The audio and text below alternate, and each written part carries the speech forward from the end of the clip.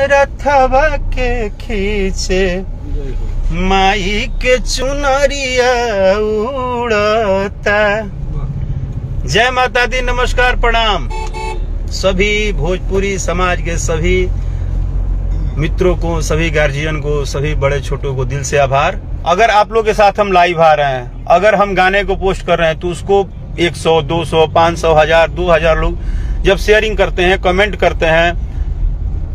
मैं ये नहीं बोल रहा हूं कि भगवा गीत कितना चलेगा कितना नहीं चलेगा, लेकिन मैं इतना जरूर बोल रहा हूं कि अगर भगवा रथवा खींचे दशहरा में, अगर देवी गीत को आप लोग प्रमोट करेंगे, आप लोग अपने अपने स्तर से सपोर्ट करेंगे, अगर हर एक दूसरे से हाथ मिला के एक दूसरे के पास पहुंचाएंगे, तो इतना तो मैं मानता हूं कि आप सबका आशीर्वाद और प्यार और जब सहयोग मिलेगा तो ये गाना हर एक गली मोहल्ले और शहर शहर में बजेगा।